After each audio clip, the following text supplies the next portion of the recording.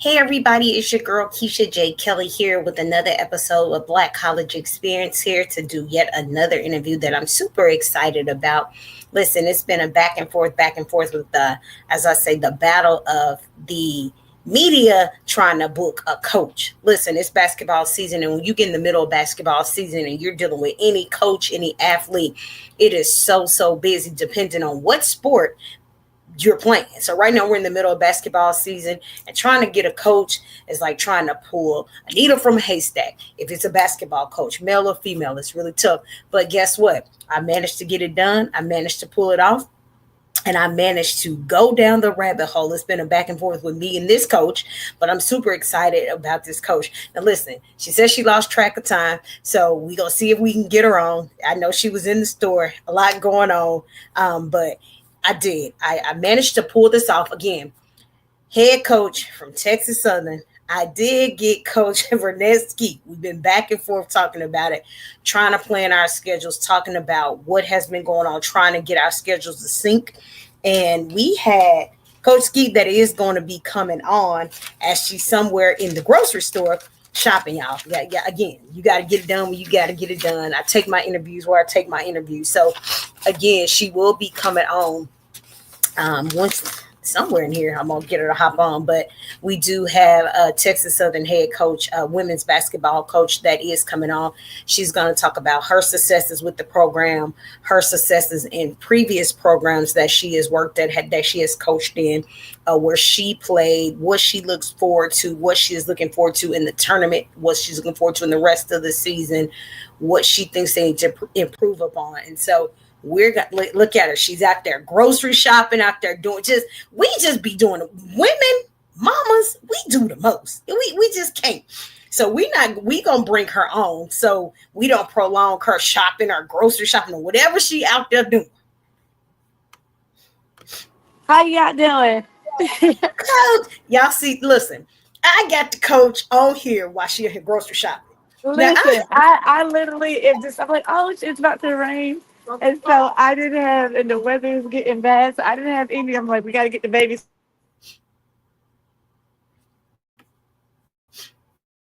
uh-oh, I think we lost her.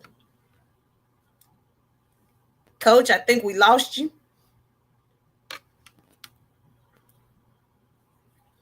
All right, let's see if we can get her back on.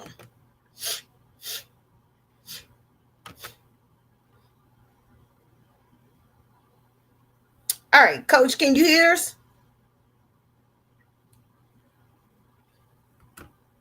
All right, so as y'all heard her saying, she's trying to, the weather's getting bad, and like I said, she's out there trying to do something. So we're gonna see if we can get her to log back in while she out there grocery shopping. Like I said, you got to take these interviews how you can get them. She out there grocery shopping before the weather gets bad. But again, we're gonna talk about what this season has looked like, what it was like maintaining that undefeated streak, what it was like being number one. Now you're in the position at where you're tied across the board. There she is. Okay. Hi, I don't know what, I think somebody was trying to call me at the same time, and it threw me off. Like, it's always in demand here. Of course. That's what I told them. I said, that's what coaches are. You're in the middle of basketball season, and you're trying to get a basketball coach to do an interview. We know it's intense, but here we are.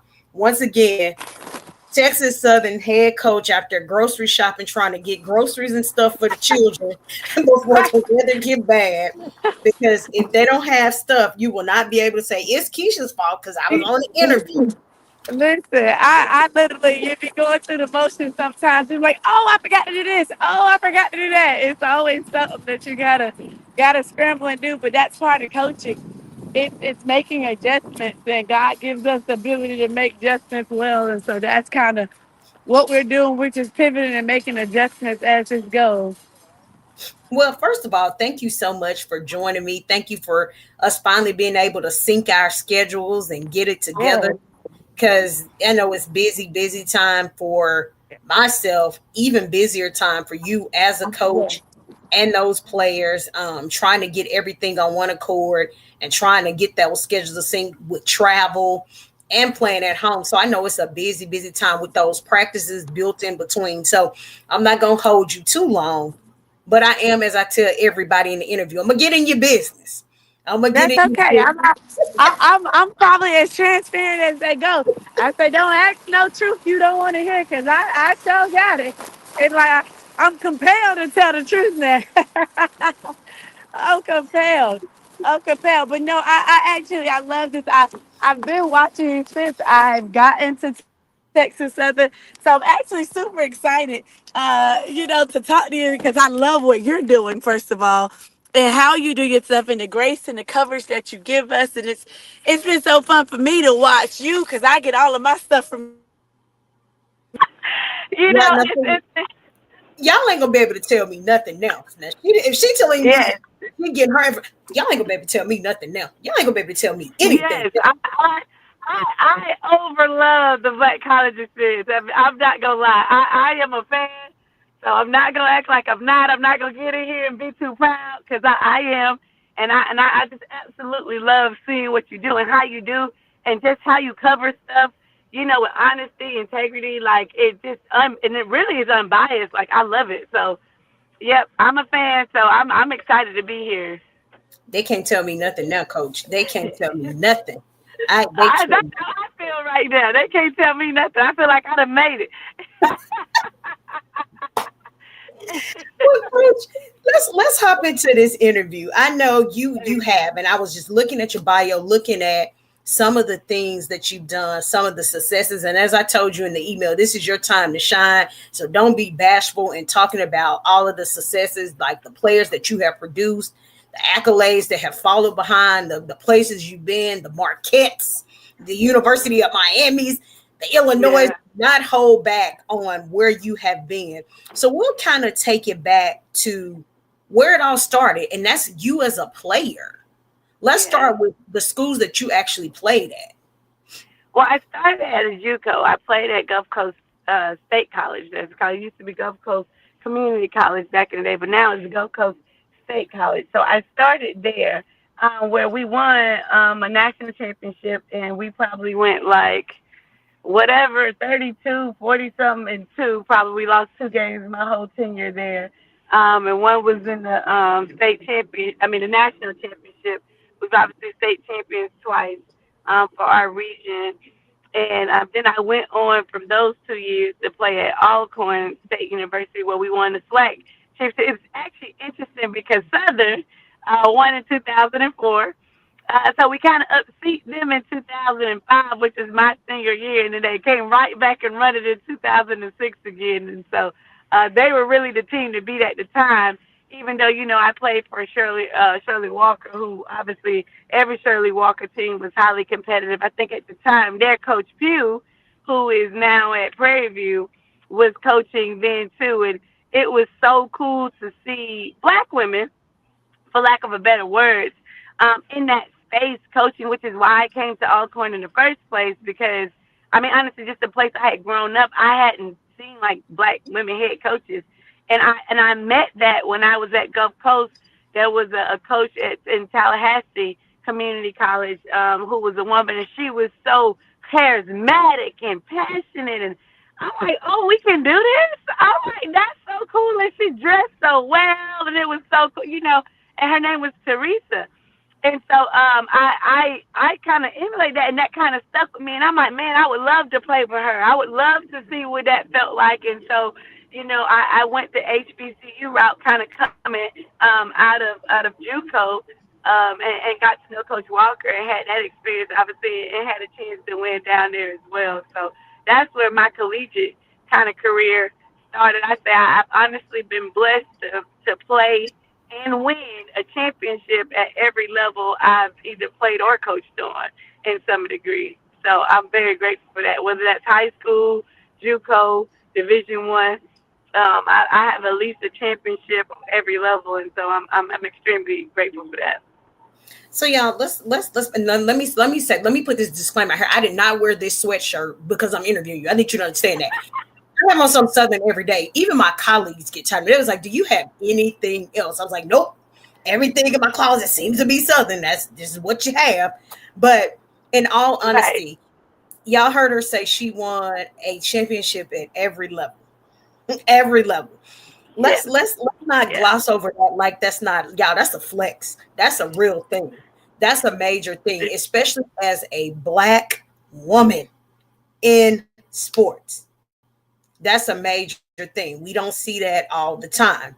We don't see it all the time with women. We don't see it all the time with black women. We don't see it all the time with coaches, period. So to be in this space and to say, hey, she's actually winning championships at every level because again, she played at two different places. She coached at three, four different places.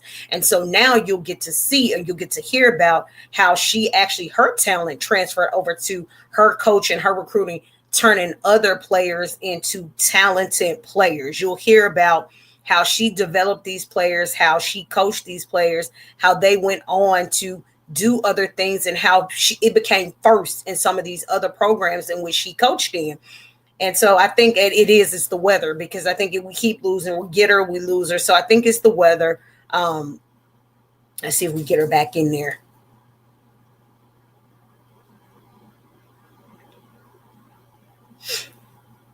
Well, somewhere in there. But again, like I said, once we get her back on, again, it is, she's going to talk about the program, talk about the programs and what she done. There she is again.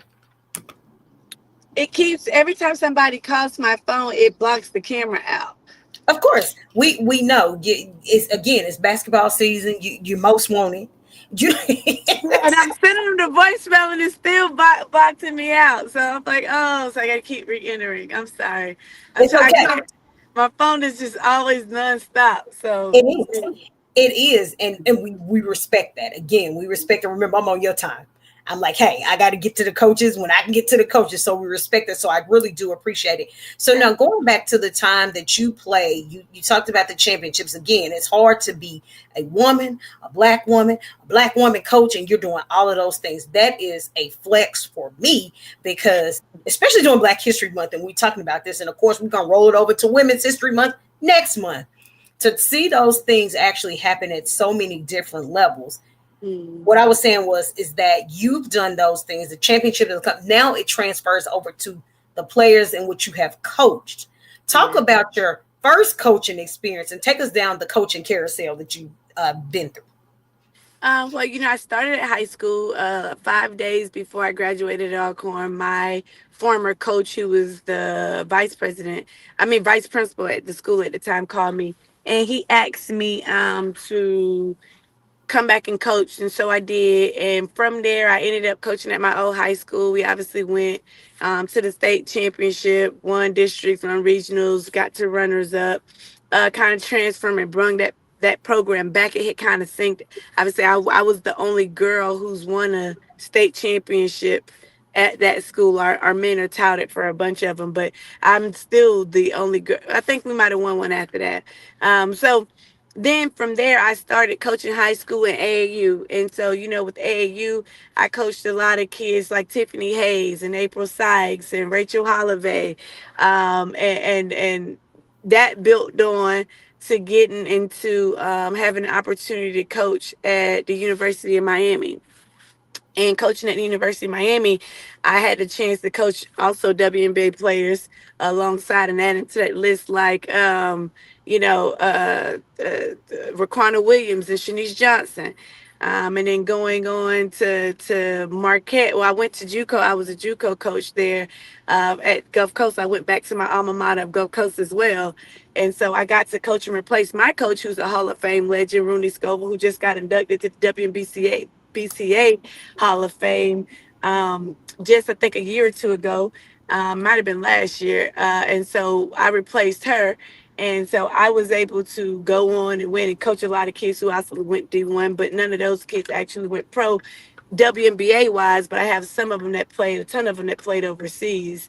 And then we went to Marquette, where obviously we had, 6 kids graduate with over 1,000 points. and one of them being Natisha Heidemann, and Alizé blocked, and Natisha Heidemann went on to play in the WNBA. Alizé blocked it. You know, she played, she got training camp, but she didn't finish in the team. So I've had a lot of different tenures and stops at different places, you know, being able to coach pros, and a lot from my AAU stint, and some from Division I level. And so it's been fun kind of grooming and growing, because what I kind of became known for in this industry is player development. But the thing that really helped me grow, because when I was at Miami, the University of Miami, where I took my first Division I job, that Katie Meyer asked me what I wanted to be. And so, you know, I say this all the time, and I say it boldly, like, a lot of times in this industry, you know, Black women have relationships with a lot of these kids. We are like mothers and aunties and friends to them, you know, and so you get kind of stuck into this role of recruiting, and they don't let you kind of come outside of that. And so she kind of sat me down and she asked me, what was it that I wanted to be? What did I want to be good at? Where was my passion? Where did I want to go into video coordinating? Did I want to be a player development? Did I want to be, or did I want to just be a basketball coach in total? And of course, I wanted to learn a little bit of everything. And so she gave me the opportunity, even as a rookie on the staff, to learn and be a part of everything. And so she kind of taught me I had this creative chaos, you know, in the way I saw things. And she would ask me for my opinion very early on, which encouraged me, you know, whether she took it or not, and encouraged me that my voice, and she gave me that platform that really gave me strength to kind of do what I'm doing, and not just, you know, say I just want to recruit. So I always credit her, because from her staff in general, she made nothing but head coaches, and it wasn't nothing that she did special to me. She's just a special woman. She did that for everybody.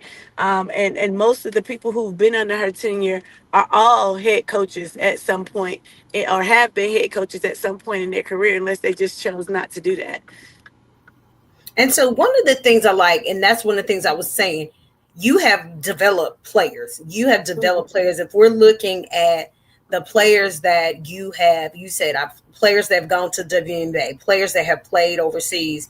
Literally, you have developed players, and y'all see how humble she is. Yeah, she just they went to the WNBA, like that's just like that's just regular. We're going to shoot hoops over there in the in rec ball. That's major. That's a professional professional team.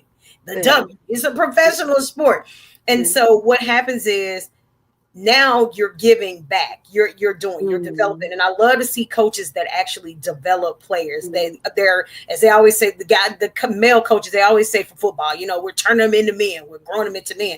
So to see you actually develop players, and to also see women back in the basketball space, to be back in the coaching space, because we have male coaches coaching women, nothing wrong with that. But to see Yeah. women doing that, I actually Yeah. love for women to come in. So we have the coach Skeets, the coach Pews, the coach Thorntons, coming back into the space. So to actually see women back in the space coaching Yeah. our girls, Leading women. Yeah. it means a lot, especially women of color Yes. actually doing it. So we know it's a difference in your Power Fives, your HBCUs. Talk about the differences that you have experienced in the places that you've been. You know, mindset shift is, you know, we have this thing called Crown Zone, which is a big thing for us, because, you know, when I came here, I kind of asked God, like, well, what is going on? Like, why is this so hard? And he was like, well, they don't know who they are. And so sometimes when you get on this level, these kids feel like they're at the end of the rope, and it's a Mhm. mind shift. It's like, yeah, I'll play hard if I have to, but what is it like? You know, that time you become a junior and a senior, you're thinking, where am I going to work? What's going to be next for me? You know, when you play on some of those other levels, there's still a little light of ball at, you know, that is promoted more, because they've been told their whole life they're supposed to be pros, they're supposed to make it. You made it this far. So it's a different kind of, like, when we developed the term here, Crowns On, and I feel like the Holy Spirit whispered it to me in the middle of the night. People think we do it because it's like funny. It's like, no, like, Crowns On is because you've got to learn how to be in the moment and not feel second damn. And it's too much that we force or we allow. Like, even just I struggled my first couple of years coming into this, because I went into every game and expected to win, non-conference included, because I had a system that could win. We could get shots. When you're talking about, I mean, one game we put up literally 98 shots, and it's because of the way we flow. We could always get the shots. We can't make them all the time, but we can get the shots in the way the system is created when we're playing at our totality. And so I was reminding people like the team with the most point wins. And so your ability to make the shot is what's important. Like get yourself to that space. And so often we defaultly teach our kids, oh, well, you ain't supposed to win those games. You know what I mean? And you get it because you're trying to build their morale and make them not feel bad. But like you are also teaching them to have a secondary mindset. And that's not what I'm from. And so I fought a lot of everything around me my first couple of years because I was more in the space of trying to teach my players, don't start this space thinking second in, being happy that you just competed when I could show you how you could have won, and take these things and use it to encourage you to work harder to get there. Because we all know as women, when you become a woman in this life, that you have to not complain about the L's that you get. You got to take them to make you better. Because there is no, oh, I'm sorry. Oh, you just have to work harder. It's just what it is.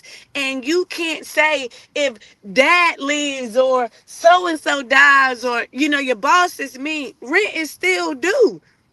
And the kids still have to eat and the food has to come on the table. And as women, we don't have the luxury because regardless if we have children, we got nieces and nephews, we got grandkids, we got stepkids and god cousins, kids. We got something we taking care of.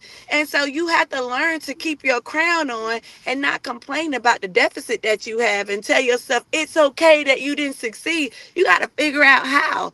And so that was the mentality that I wanted to bring into my HBCU when I talked about what I wanted to change in this SWAC was I wanted to change that mentality that like, yeah, we just playing to collect the guarantee money. Like play to compete, try to win, try to yes, we do need these things to fund our resources, but the mentality that these kids, because sometimes when any team and all of us, Southern, A&M, we've all had teams on the rope at one point. And the thing that their coaches tell them in the huddle, you're so-and-so, play like it. And then they just hoop with their jersey because they just know I'm better than you. That's how they feel. And so they just start playing and they'll pull a game out based on being a Baylor or LSU or anything like that, which is nothing wrong because they understand who you are. So when you tell me I wear Southern and everything, see, I'm not offended by that because that's what's missing. The pride for I'm supposed to be this. Like if you know what if you know what Southern mean in this, it means scrappy. It means you gotta fight to the claw. It means it's hard to play there. It means it's gonna be a dog fight. I don't care how bad they doing. That day that you play is gonna be the day it might be a problem because that's what Southern stand for. So it would be a disadvantage if a team came in and didn't understand that pride because you're losing what the identity of that team is. And sometimes in the SWAC, throughout all of this stuff, we're losing what our identity is and the pride for what we stand for. And we've got to get that back. So I'll say like, when I was at A&M, Texas State, everybody knew what Texas A&M, you knew what it meant to play. Like you know what that stand for. And sometimes I think we had kind of lost that and we're getting it back. Like what it means to be a TSU play. Like the fans didn't lose it. The alumni and all, they didn't lose it. But the pride that the team had about what you're supposed to stand for when you're TSU, we had to build that back. So that was a bigger challenge than I anticipated. I will say that. And then the second thing is just like progressing into understanding, we could go to a game, all of our kids in this level, and we're expecting them to run through the wall or whatever like that and give us everything. And we don't get to spend 2 hours of recovery for our kids to get like at a Power 5 level, maybe you can spend 2 hours of rehab and you can get treatment and STEM. And like, that's not the same coverage that you'll get here. So our resources are stretched a little thin. You're spread out. Well, way football is icing that you can't do. So sometimes, like, and I think TSU does an immaculate job as best as they can with recovery and things, but like, you could be watching South Carolina and they got stuff on the bench that's recovering their hand that they put in their hands while they sitting down. So you're asking the same job, but they're getting less recovery to get them better. And so that becomes a little harder for our kids because we ask a lot, and a lot of it is press, a lot of it's full court, and all of these teams don't play full court basketball. They get into, they run a quick hit, they see who is the best player that can hit the shot.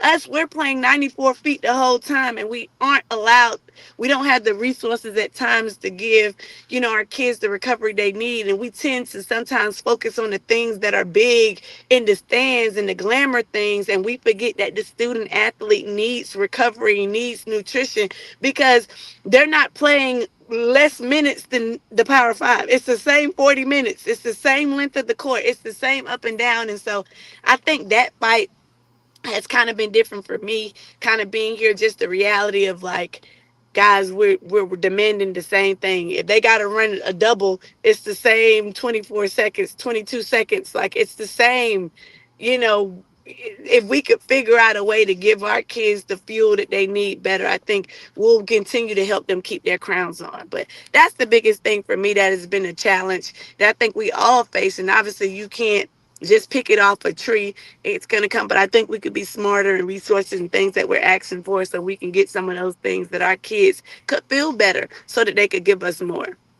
So I think I saw in some of the videos. Did you do the crown? Did you do Yeah. the crown? And okay, I did see Yeah, that that's we in we some of we, the we do videos. that. That's our thing. So like we say before they start the game, when they're walking in, we're always like crowns on. And even if they're getting flustered and they start putting their head down, I have to like remember who you are, get your crown on. Or the crowd could be the sixth man, and sometimes you get too bought into what somebody called you or picking on you or whatever like that, and it's like crown on, stay focused. Because it's about like always, just no matter what, remember who you are and don't get distracted, because opportunities are small here. The window is small, but we can still capitalize off of the window, versus complaining that the window is small. Just take advantage, because if you get through, you get through. It doesn't matter how big it is, so that's what we just try to keep them, because if we focus on all of the elements of disadvantage, then how do we survive? We can't do that. That's not a productive space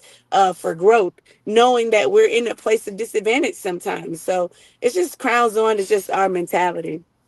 Well, going back to something you said that really makes sense, and it does. We're in a space where we forget who we are. We do. We expect to lose to certain teams, and Yeah. we can go back to, I guess, maybe almost 2 years ago when Tamika Reed was still at Jackson State and they were playing LSU. LSU. They had Yeah. them on the ropes. They Yeah. had them on the ropes, and so when you start to play teams like that, when you get coaches like yourself, when you get these coaches and they win these games, it's like, oh, we're not scheduling them no more. We ain't Yeah. scheduling them no more, or it's too close. They see Yeah. what we offer. And so it's just like you Mm-hmm. said, they expect to beat us. We don't Mm-hmm. expect to beat them. They That. play with their Yes. jerseys, and that's what Yeah. they're taught. Oh, well, Yeah. you know, it's a HBCU. Yeah. You're gonna beat Exactly. them flat out, but they don't realize it's still the same X's and O's. It's still the same game. Yeah. Even going in, you don't know. And so on the other side of that, that's absolutely accurate. They have more resources. The recovery time is completely different. So when you get people that have different nutrition programs, you got different facilities, we can't compete with that. We Yeah. just know we can't compete with that. And so it has to be a mindset, which is one of my questions going to be, how did you get these girls to buy in? Because I know when you came in, what are you on, year 3 or 4? 3. This is my third year. Yep. So you talking about you came in with what, the youngest roster, you had the youngest, coming in and recruiting and coaching. How did you get them to buy in to the Texas Southern brand? How did you get them to buy into the program? You know, when I first got here, I tried to go the freshman route, thinking, start brand new, but Mhm. merging that in the stronghold of what was already happening here was bigger than me. And I can say as a leader, I misjudged that.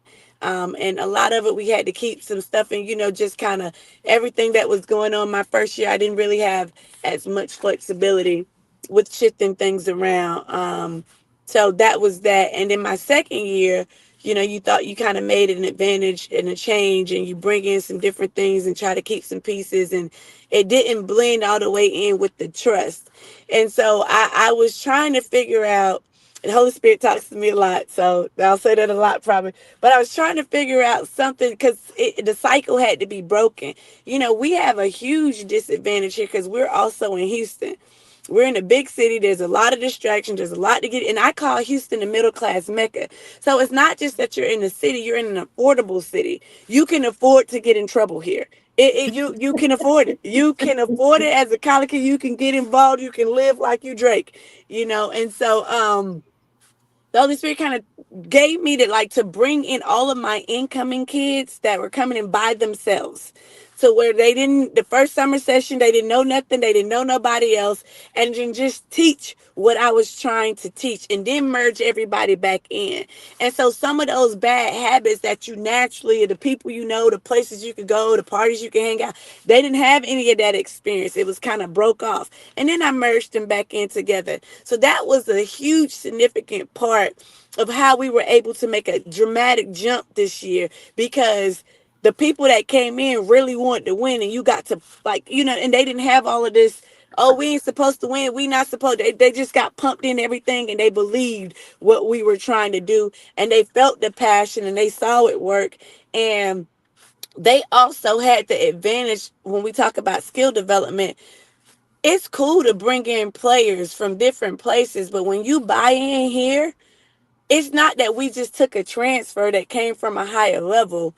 We took transfers that were role players that are playing major. They're major players now. They're significant players here. Their game has increased. So we developed them to do things like their game has gotten better because they're here. So we really worked hard on skill development and training and getting them better this summer so that they're able to do not just the mentality of you coming from a high level, ball out and just run through people. Like, no, like people who couldn't shoot threes are shooting threes. People who didn't have pull-ups are have pull-ups. Like, our kids are getting better. It's one thing because they love saying transfers around here, especially to coaches that look like us. But if my kid did the same thing that they were doing at another school, then it was just a transfer. Right. Well, you did that last year. When you look at my kids are doing things they had no capability of doing at their other schools. So that's just not the transferring yet. You get what I'm saying? Like, we're Mm-hmm. actually teaching development, and they bought Mm-hmm. in, and these kids wanted a shift. They were competitive enough that they wanted to be the man. They wanted responsibility. And there are days where we still struggle because this is still new to them. These are still new roles to them. I didn't get anybody that was a primetime player on their team already. Or, you know what I mean? These are all secondary that are coming, you know what I mean? And Mm-hmm. so we developed from there, and that kind of matriculated on, and them seeing their success especially helped them buy in even more. And so when you talk about the buy-in, and you talk about now you're in year three, and so it's still relatively new, but you're going into year three. Going in that first year, were you nervous going into Texas Yeah. Southern? Yes, I was actually extremely nervous because the offense that I created, I kind of built, in my head. Mm-hmm. And so, I've tried to present it before, but when you're not a head coach, it's really hard for people to trust because they're like, well, where you get that from? Well, show me some film. Well, I didn't have no film. So, because it was in my head. But I understood the spacing and the angle and the geometry of basketball because that's how I look at it, right? And so, it took me a while to even just convince people to start looking at it. And so to have the opportunity to try it out and see if it worked was very, and it's daring, right? You don't just come out and run horns, right? Like, okay, everybody, yeah, great, we're coaching now. Horns, like, okay, nothing wrong with it because it's obviously very successful, but I wanted a system that required everybody on the court to contribute because I required everybody to work. And so I Hmm. can't run, I didn't want to run actions that only one or two people were the part of the play and everybody was standing around. Because to me, rent due for everybody. You, Correct. you know, and Everybody got to being, put in. yeah, and then being an assistant, hearing some of the gripes from players, All Americans and bench people, just like, well, the touches, the movement, the flow of the ball, and being able to be in the Big East where I saw how Bruno and Harry down that was at Villanova and coach down at Creighton, like they took very average role players and everybody was like no All Americans, no all, and they scored and they had and they ran action and everybody was and they were a unity and they played together. And I'm like, I know we have athleticism. What if we add that with what we're Hmm. doing?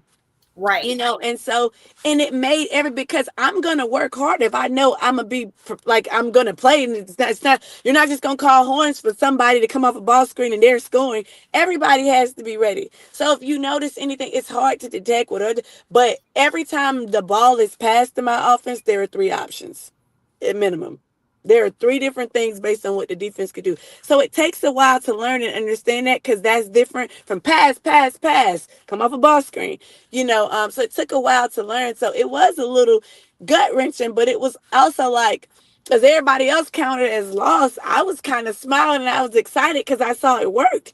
I watched film, I saw the shot was open, we missed the shot, but it couldn't be guarded. And that was versus Arizona versus the Florida State. Like, the score was running up, but I could see the nervousness in these coaches because the action was wide open. We just couldn't finish it. So I didn't take it as I just knew we had to get to a place where we could find finishers. And this year we have found a little bit more finishers.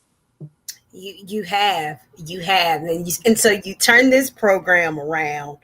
It is for weeks upon weeks. Mm-hmm. Your team remained undefeated.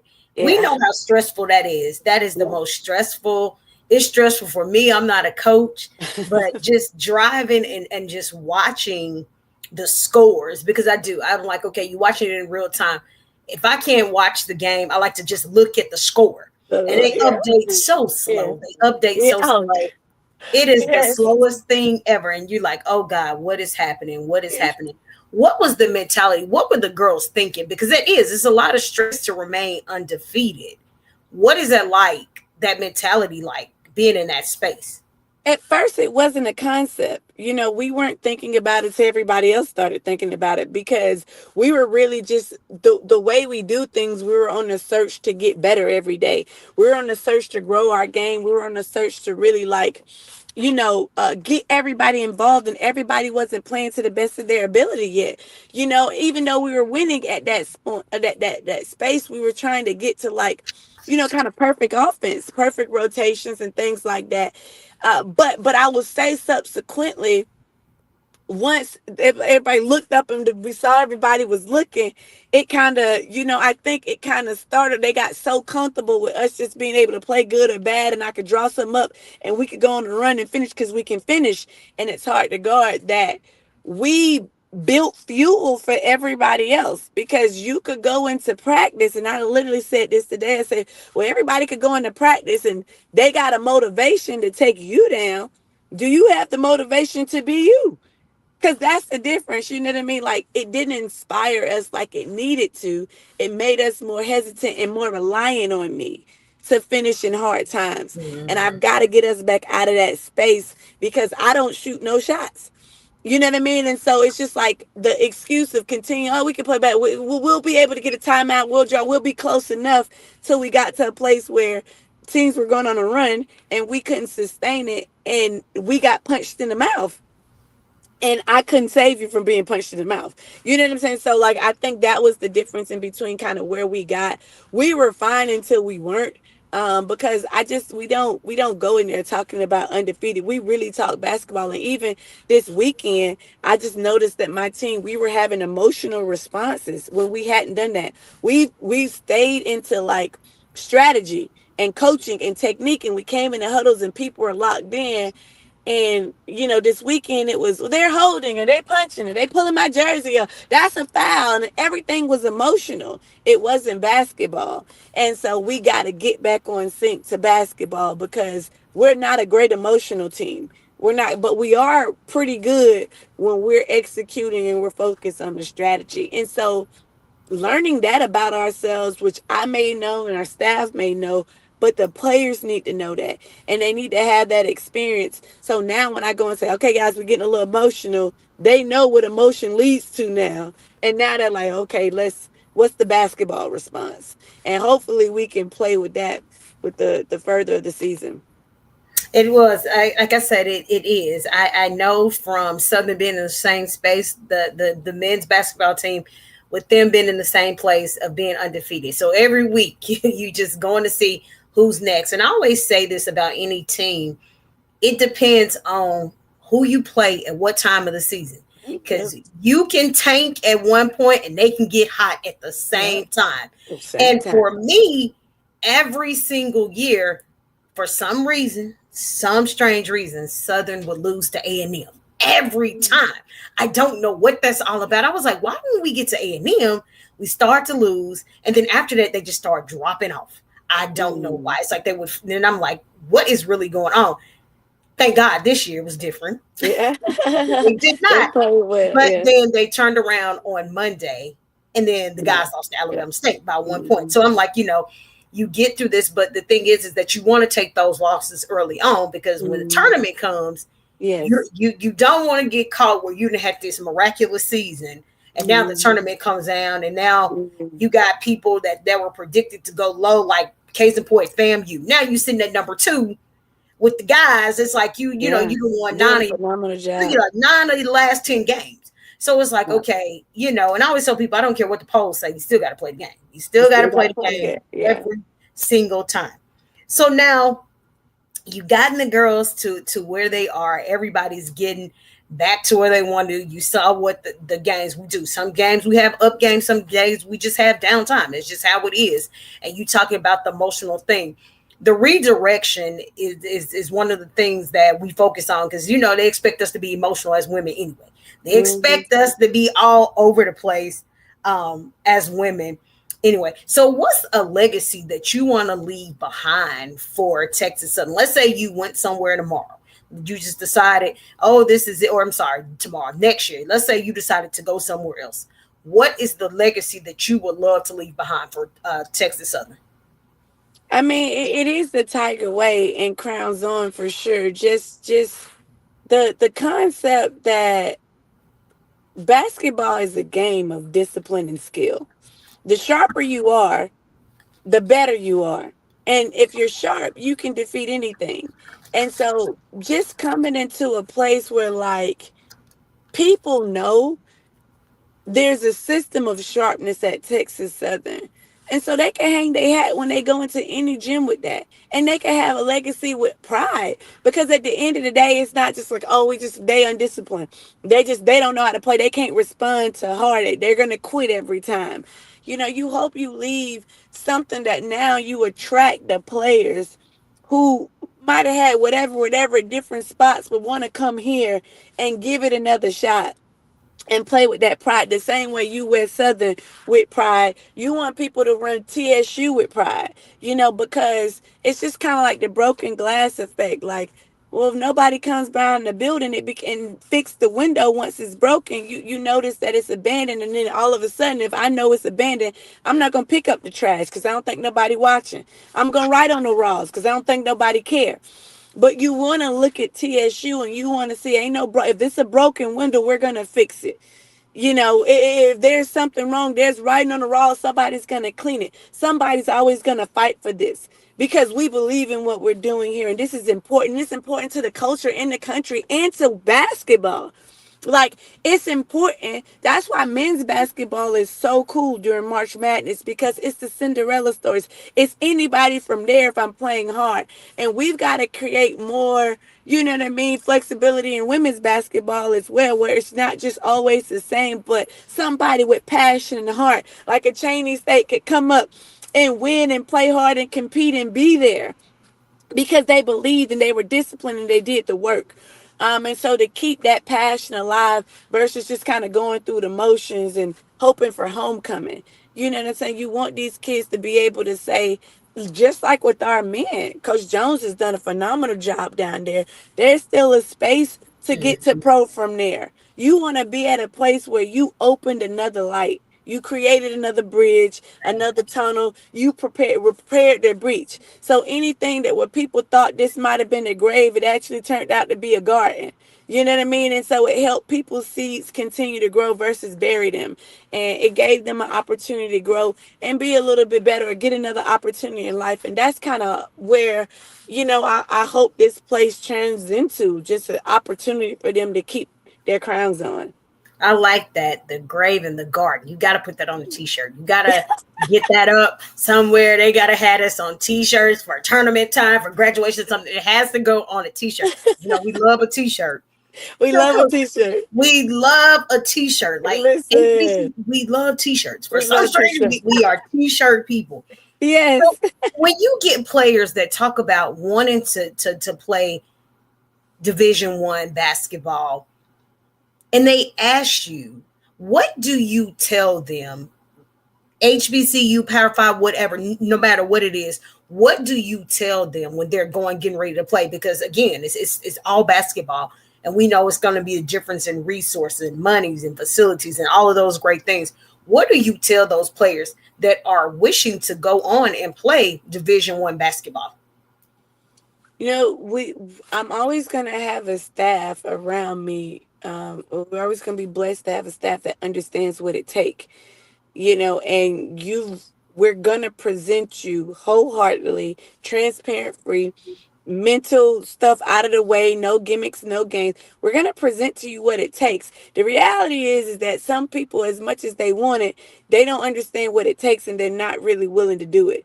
And working harder than the person beside you is not working harder than the person that wants it, that has the opportunity. And I think that's the difference, because you're not always surrounded by people who are all doing things to be great. You're usually one out of the 10, or one out of where everybody else is like, well, 9 out of 10 of these people from Kentucky is going pro. So I got to work if I really want to get there. Right. Well, that may not even be on our radar on another level. So that's what you're trying to get them to understand, exactly that greatness doesn't have comparison, not parallel.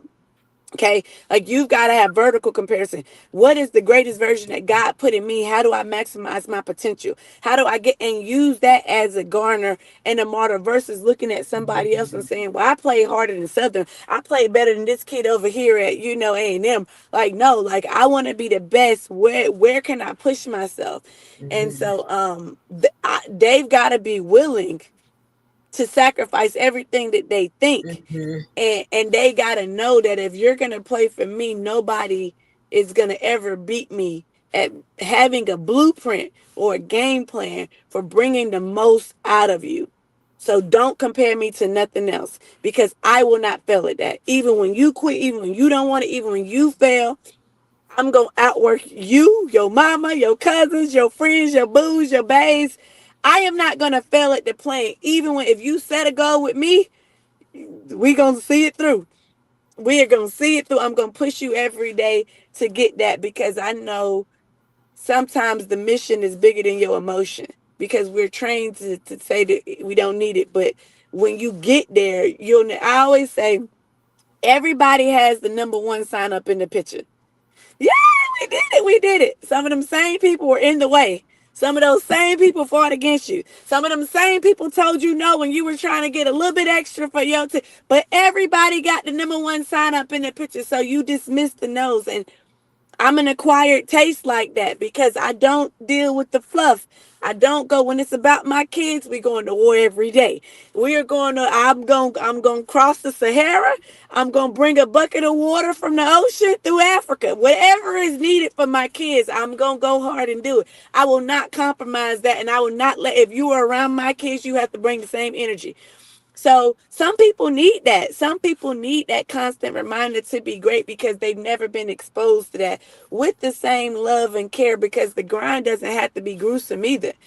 And I had to learn, I had to do a better job around surrounding them with the environment. So when I'm tough mom and I'm like, don't touch the hot stove, when they go crying to other people, like they're helping them understand what the mission is, because you truly have to have people around you that don't want to just get on, don't want to just be a part, don't just want to be in the video.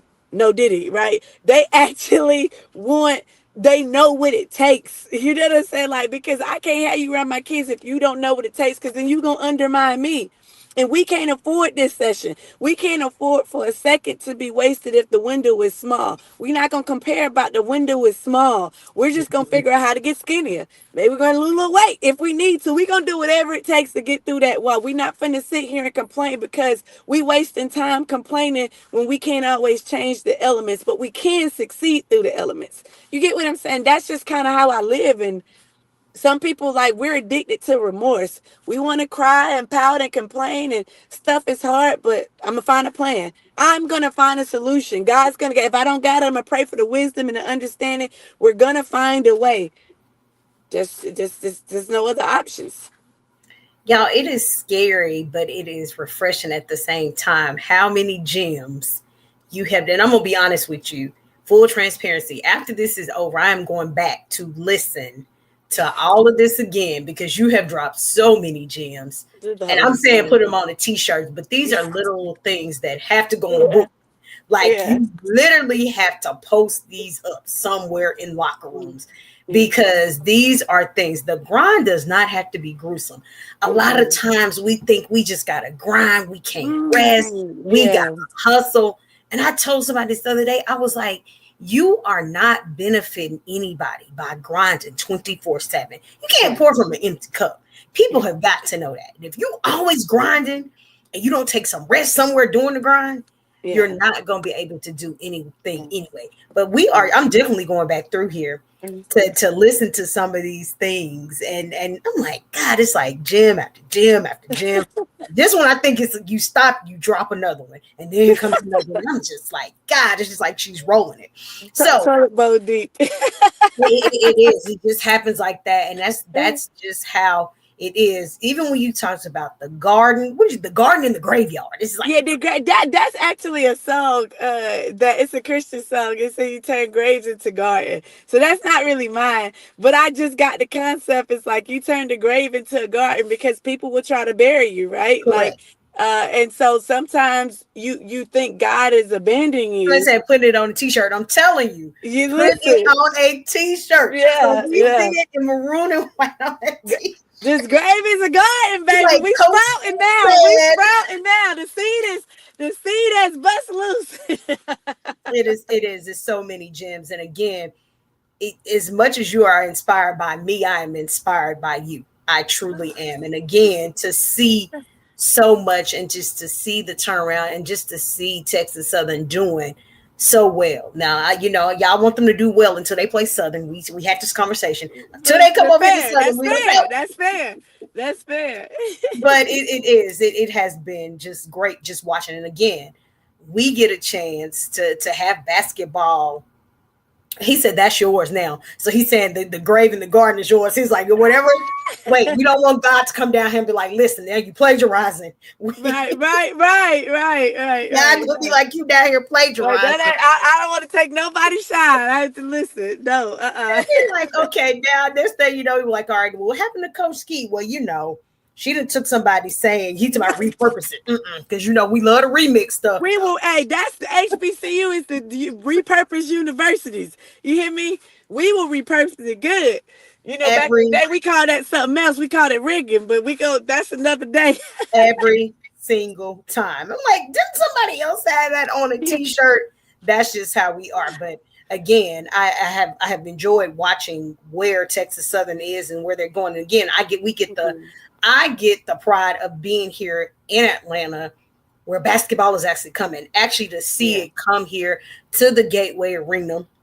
Like I told somebody earlier, I was like, y'all, I cover pro sports. So I'm there with the College Park Skyhawks. I'm there with pro volleyball, there for the WNBA. Now to actually see the SWAC come here, I was like, y'all, it's like a full circle moment. I'm being able to see all of this come. And the arena it's just the place to be. It is. It's definitely the place to be. So all I got to do It's just back out the driveway and drive over there to the arena. Yeah, But that's good. God being will make a way, won't he? He will go he ahead of will you do and it pave the way. You hear me? every single time. And Yeah. so now we get to see the basketball come here. We know that everybody's going to be ready. I said everybody's game is big now. I don't care what didn't happen in the past. Everybody's trying to knock everybody off. I don't Yeah. care because it's so big. Again, everybody can peak at certain times. And so that's the thing. But y'all have been rocking and rolling. But before I let you go, we're going to do my favorite thing. It's called a hot seat. Oh. It's not what. But listen, there's a lot can come out of this mouth of mine now, though. I don't have a filter. Everybody know that. You can't die. Let me pray real quick, Father God. It's not gonna be that bad. It's not that Okay. bad. All right, so you just say the first thing to come to mind. You can't think about it. You just got to say the first thing to come to mind. Jesus. Okay. Okay. You ready? I don't know. We finna It's see. not that bad. Okay. All right. Favorite genre of music? Hip hop. I can see that. I can see that. Yes. The fire in me. Favorite I like flavor? gospel too, though. That I can see too. Yeah. That I can see. Gotta have a balance. Gotta have a balance. Favorite flavor of wings? Garlic parmesan. Flats or drums? Drums. I don't know, y'all. Coach losing cool points right here. Drums. I just drums. I ain't gonna lie. I don't got time. I just let me bite it and be done with it. I ain't got no patience. Blue cheese or ranch? Ooh, blue cheese. Sorry, blue cheese. I'm a blue cheese person. Favorite place you traveled to? Ooh, Australia. See, that's major. See, Australia. Yeah. It's favorite beautiful. NBA team? Ooh, Lakers now. But I'm Wait, always a Heat. I'm always a Heat because I'm a Florida girl. wait. Are you a Lakers fan or a LeBron fan? No, we did not. I think somebody must be calling her because I got to get this answer. I think I'm more so. They'd be like, oh, "Are you Lakers?" Yep. Nope. I'm definitely a LeBron James fan. I'm not gonna lie about that. I'm definitely LeBron. I see. We get her back in. She'll pop back in because we got to finish stuff, but she will. She'll pop back in. Yeah, we blue cheese fans over here. I'm a blue cheese fan to the soul. Blue cheese, mix it up on salads. That's it. Somebody had to call me again, so sorry. That's right. He really owned us talking about, oh, blue cheese. Yeah, we blue cheese fans over Blue here. We blue cheese, cheese. blue I cheese. don't do Like, ranch. don't Like you gotta mature your palate. because blue Elevate your palate, okay? we said our black card revoked. It's okay.